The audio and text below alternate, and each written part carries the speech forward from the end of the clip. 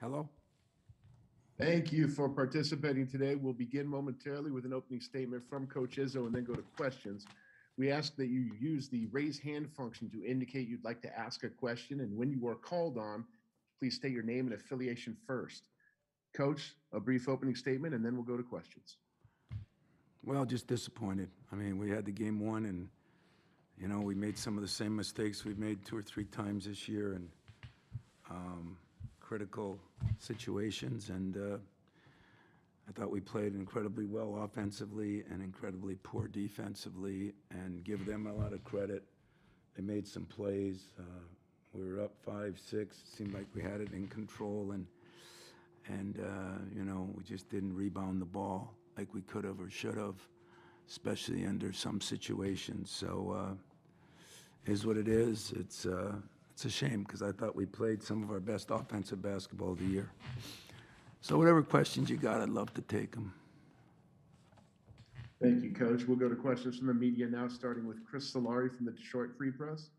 Chris, go ahead and unmute your microphone and ask your question. Thanks. Hey, Tom, in those final 2 minutes, obviously, when you go back up 5 there and they had taken the lead, what happened with the foul situations there? You guys they got to the line a couple times. Was that their driving and getting contact, or is there some things defensively maybe that you didn't like? Well, there were some things I didn't like defensively. I thought we had some tendencies that we talked about, who goes right, who goes left, and then they miss fouls, and then they get their free throw rebounds. And so it was just a cluster of things that happened. I think it was in the last minute in the quarter. I don't know. I really don't have the timeline to it. But we didn't deserve to win at the end the way we handled that situation. And we let him, with a left-handed guy drive left, a right-handed guy drive right, and didn't get a couple of key rebounds, and you lose games. I mean, we said all along our margin for error is very slim, and yet I say that when, that first half and in part of the second, I thought we moved the ball so well and really played really good basketball. And we made a couple mistakes right before the half. We're supposed to switch. We didn't switch, and they hit a shot. I mean, those things, you don't have many margins for error when you're, just a good basketball team, which we are. Next, we go to Andre Monroe from. Sorry, go ahead. Yeah, Andre Monroe with Antar Institute. Coach, you and Gabe Brown, they had sort of a heated exchange going into the halftime. Can you tell us what that was about? You guys are beautiful. Yeah, he missed a play, and I told him, and he walked away, and so I told him to come back. I mean, we went through this a couple of years ago. A game like that's the question you're going to ask me. I guess I'll answer it because the media has the right to ask whatever question, but, we'll get him in here, and you can ask him. I mean, it was a normal nothing. It's just that this day and age, everything's something. It was over a missed switch that we had talked about. Next question from Kyle Austin. Tom, last play of regulation, wondering what you were looking for in that play with Aaron's shot and how that played out. Well, I was looking for Aaron to get to the basket where he could either get fouled, and I think we played Aaron so much he just run down. Josh was hurt a little bit at halftime, and we just kind of grinded both those guys, and he just didn't have enough legs. But the deal was to just take it in there and pump fake and get fouled, and we didn't do that. So it was probably a poor play call on my part. Next question to Matt Charbonneau. Tom, you talked about some of the defensive mistakes late in the game. With the way you guys played late in some of those big wins late in the year, were you a little bit disappointed that focus wasn't there at crunch time tonight? I really was, especially some of our key guys that it happened to. But I think some of that was fatigue. And, I don't know how many minutes I played a couple of those guys, but I think they did a better job of subbing. And, Aaron played 41 or 2 minutes, and Josh played 35 or 6 minutes. And I think we had some fatigue in there. We had some different guys in there, and I think that was part of it. Next, we go to Audrey Dahlgren from WLNS. Hey, Tom, the overtime period, the couple of possessions that you guys had, I guess, how detrimental were some of those, just in a sense that Rocket has an air ball and then, Langford goes 1 for 1 from the line and then you turn it over a couple of times. Just curious how you thought about the overtime overall. Yeah, I think, for the game, we ended up with 12 turnovers, and, we had done a pretty good job not turning the ball over. I think we had 3 or 4 at halftime. We had a couple key ones there. We had a couple of bad shots that just didn't go in. It's nobody's trying to miss a shot. We just didn't execute as well as we should have down the stretch. But you're right. We missed a free throw. I don't know what we shot from the line. It was probably pretty good. 16 for 18, and the poor guy misses one. And I'd like to say for Josh Langford, unbelievable year. I mean, the kid gave me every single thing he had, and I think it's too bad that he had to go out that way, because I thought we were a good enough team to win it. But I give Mick and his team credit, because they were just a little tougher, and those guards just kept driving the ball, and that's the way the game ended. Next question to Brendan Quinn. Hey, Tom, got to ask, there were moments in this game where it seemed like you guys had amazing flow and things just looking great. And then there were other stretches where it just looked disconnected and disjointed. And did this all just feel like it was this season summed up in 2 hours? Yeah, that's a damn good question. And I already think you answered it. It did seem like it. We did some really good things. We were moving the ball, and then we got stagnant and quit moving the ball. When the ball goes side to side to side, as I think it was Richard Pitino said about the third game of the year, he had a stat on how his team did when the ball moved 3 times, one side, the other side. And I thought, boy, we made some unbelievable passing plays, and really did a nice job on some things, and it got a little disjointed. I would agree with that. We were running out of gas a little bit, and we had some matchup problems because they went really small for a while, and we didn't handle that real well either. We just kind of ran out of one extra body, but I'd say that's a good way to put it. That's the way the season went, and you just can't make the same mistakes over and over and over again. And that falls on me. We got to do a better job of figuring out how to cut out or what to do, or not turn the ball over, take a bad shot. But nobody tried to miss any shots. It wasn't anything that anybody did. It's just the way the game went. Next question back to Chris Solari. Tom, I wondered, you mentioned about them going small with Juzang and Jacquez. They obviously had their way at times. What was it that they were able to do, and in particular Juzang in the second half and in overtime before he got hurt? Well, he just drove the ball.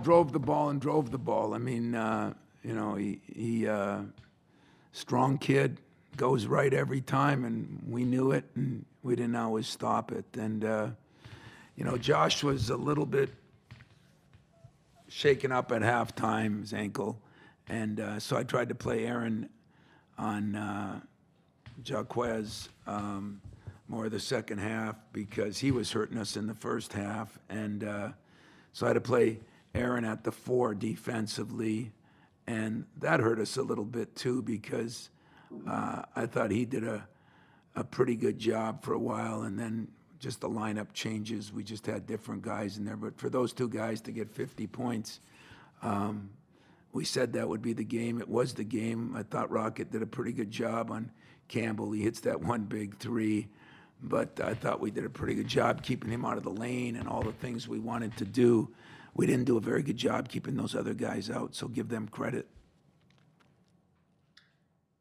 We have time for one or two more questions for Coach, if anyone has a question. If not, we will let Coach Izzo go.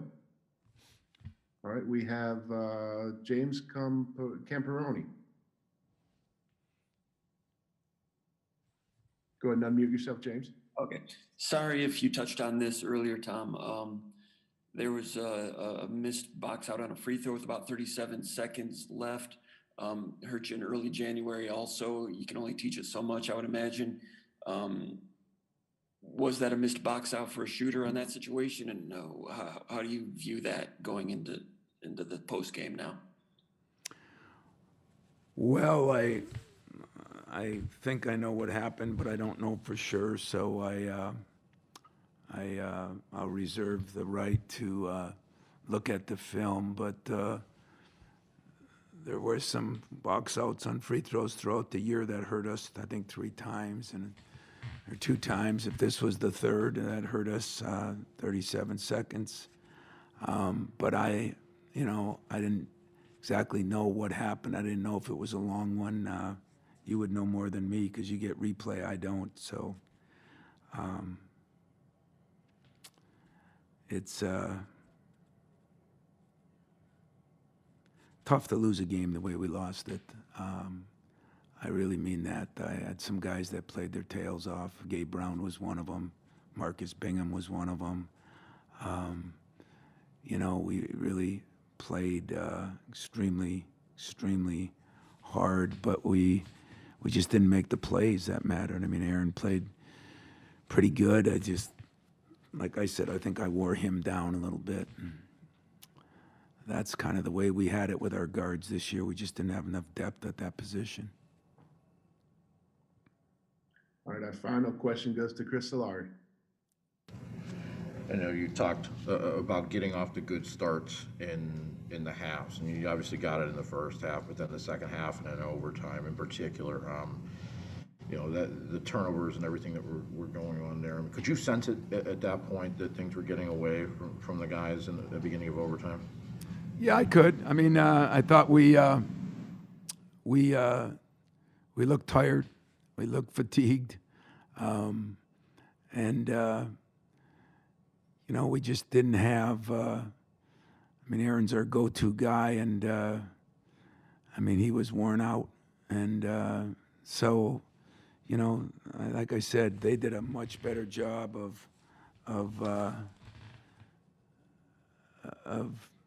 moving guys around. When they went small, they moved guys around, and they had 2 guys that played a lot of minutes too, and they missed some shots. We just didn't get the rebounds. Those couple of turnovers.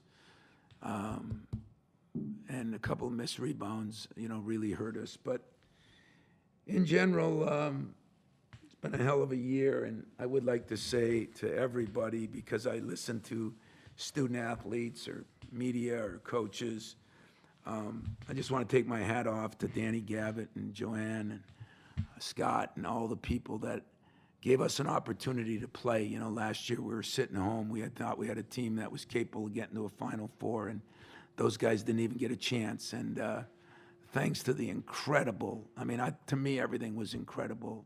The facilities, the food, the treatment, the practice facilities. I think it was maybe one of the greatest things that ever took place. And, sometimes even I, because I'm on some boards, malign the NCAA and different things. But I hope people realize just how big of an undertaking this was and how pleased my players were to get an opportunity to play, especially the ones that didn't get that opportunity last year. So hats off to them. Thank you. Appreciate it. Sorry, I'm not going to be staying here longer to enjoy it, but I think it'll be a hell of a tournament still because they've done everything you could possibly do in maybe the toughest times. And you had to see the practice facility and how you didn't even have to go outside and bring in lunches to your room. And I just thought, some people are complaining about it. It makes me sick because they did an unbelievable job. And I know my guys were happy as hell we got to play. And so for that, I say thank you. For our fans, I say, I feel disappointed, feel like I let you down. And, we're going to work on some things next year, probably this summer, that hopefully won't happen to us again over and over. And we'll see if we can do a better job of some of the things that did. And yet I want to make sure we reiterate, like the coaches did and the team did to Josh. He gave us so much. He bounced back and did so many things. It was damn near incredible, the effort he put forth to come back and play after nobody gave him a chance to ever play. And for that, I just want to make sure all of our alums say thank you to him. So thanks a lot for everything. I'll see you later. Thank you, Coach. Joshua Langford will be joining us momentarily.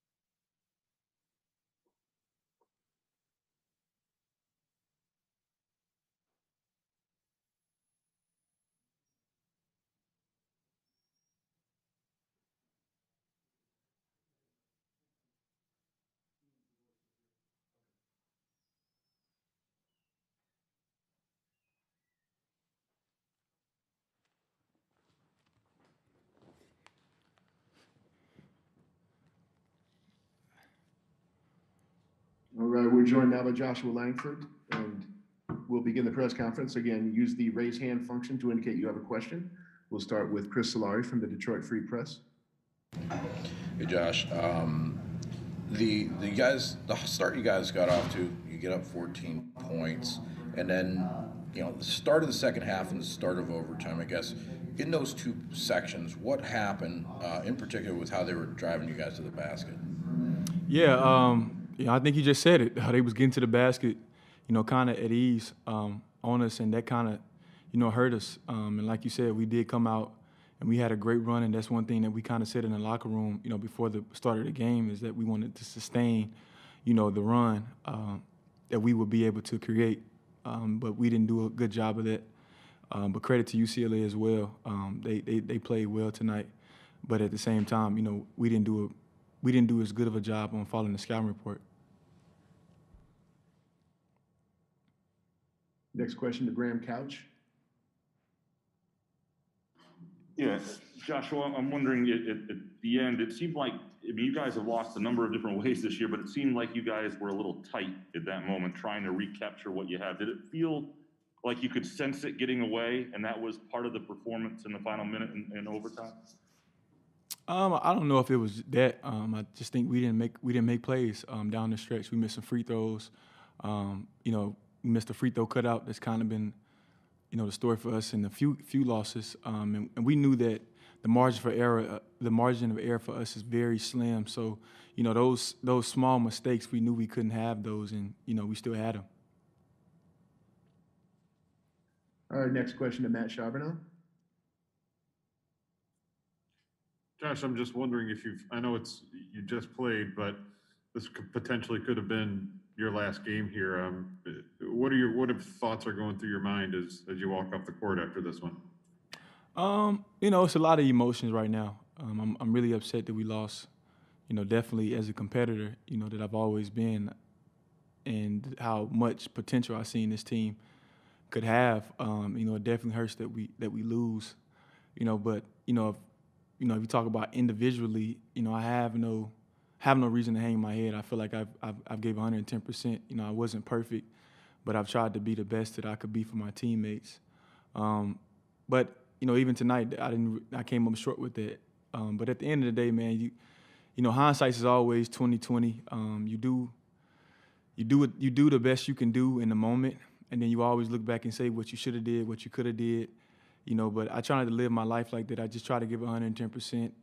And, at the end of the day, it was some plays that I even made for myself that, for my team that I shouldn't have made. But, you know, I'm not hanging my head at all because, you know, I fought through. Next question to Chris Solari. Josh, that start of the game though, for you guys, the way you were moving the ball, I mean, did it feel like it was maybe November and December, the way you guys were kicking the ball around, making the extra passes? I mean, was there a point in that first half where it did feel like this team was back to where it had been? Oh yeah, I think we was doing an unbelievable job of that. And like to answer your question, you know, how I answered your question earlier, we just kind of got away from that. And I don't really think it was, you know, offensively that hurt us as much. I think it was more defensively. You know, we just didn't stick to our principles. You know, we didn't follow the scouting report as good as we should have. You know, but offensively, I think we were, you know, pretty solid. You know, of course, you say we can be better, but, you know, I think we kind of hurt ourselves, you know, on the defensive end tonight. Next question to Brendan Quinn. Hey, Josh. I guess now a little bit of hindsight, can you kind of describe to us a little bit of just how difficult it might have been to stay connected through this whole team, this whole season, I'm sorry, through, you know, just what you guys have to play through and then the losing that you're not used to and just how difficult the circumstances were. How tough was it for this group to make sure they kind of kept things together? Oh, it was tough, man. It was definitely a challenge. And, you know, I don't think nobody would say this was the ideal season.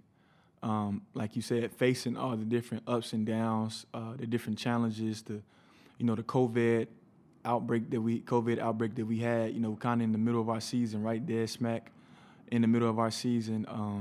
You know, Coach is getting it. And, you know, just so many different challenges this year and this season that we didn't really expect. And it definitely was tough. And, you know, the biggest thing is I think that, you know, you just have to take these lessons that you learn through persevering and use them for next year. You know, I told the guys, I said, you know, don't let this time be in vain. You know, take the things that you've learned and that we've all learned, and let's use them for, you know, the rest of our life. You know, whether you will be on the team next year or whether you be like me, getting ready to move on. I think this season has really taught me a lot about perseverance, and just how to keep fighting even when you don't feel like it. You know, even when you just think you can't go anymore. You know, so many different things that I've learned throughout the course of this season. I think we've all learned, and I think we'd be doing ourselves a disservice if we didn't take those lessons with us as we move forward in our life. And so, you know, at the end of the day, it was challenging, but I think it was beneficial for us, you know, if we use it the right way. Next question goes to Audrey Dahlgren. Joshua, just a little bit ago, Coach Izzo was mentioning his adoration for you and the opportunity that you've had to be able to come and play in this NCAA tournament game after, you know, not having those last couple of 2 years. And so, you know, for him to be so thankful for you to have the opportunity to play, and I know it didn't end the way that you wanted it to, but what does it say, I guess, about your guys' relationship and just the fact that he's just so happy that you are able to come back and play in this game? Oh man, coach is unbelievable, man. He's somebody that, you know, I hope to continue a relationship with even when I leave, and I think we'll always talk. I've learned so much from Coach since day one. His leadership, the way he holds people accountable, the way that he approaches things, his preparation, his mentality, so many different things, you know, I've learned from Coach. And just as much as he's thankful for me, I'm thankful for him because I know for a fact, had God not placed him in my life, I wouldn't be where I'm at right now. Just in terms of how I see life and my perspective and how I approach things.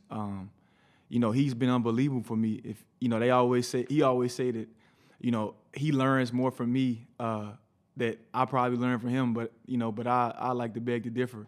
You know, I've learned so much from him, and he's pulled so much out of me. Just his intensity, his passion, how he approaches each day. I think it really has helped me, and I think that's why you see a lot of people just be so successful when they leave here, even if they're not playing the game of basketball, you know, when they're in business or, you know, in their relationships, you know, in so many different facets of life, you know, they're effective because, you know, Coach he just gives you that championship mindset, that winner's mentality that I'm not going to give up. I'm going to give the best that I have. I'm not going to be mediocre. He gives you that type of mindset, and I'll forever be thankful for Coach. Next question goes to Jana Bardal. Hey, Josh. When we were talking to Coach, he mentioned that it was hard to lose this game because of the way that you guys lost it. So looking back, are there any factors that might stand out to you, both in the game and maybe emotionally as well, that make this one a little bit harder to cope with? Well, for starters, it's my last college basketball game with Michigan State, so that's tough. But at the end of the day, I think really looking back on it, when you look at the ins and outs of the game, defensively, I think we really hurt ourselves. And you kind of, when you play the game, you don't want to lose because you didn't control the things you can't control. Mission shots. Those are things that you can't necessarily control, but you always want to look back and say, I controlled the things that are in my control. And tonight we didn't necessarily do a good job of controlling the things that we can control on the defensive end. So that, I think that's the toughest part. Just looking back and seeing what we did and how we lost the game. Okay, that will do it. Unfortunately, Josh, we're going to have to let you go. Thank you for your time. Thank you. That wraps up the post-game news conference for Michigan State. A transcript of Coach Izzo's interview will be provided by ASAP Sports, posted along with a recording of this press conference on the NCAA Digital Media Hub at www.ncaa.veritone.com. Thank you for joining us. Good evening.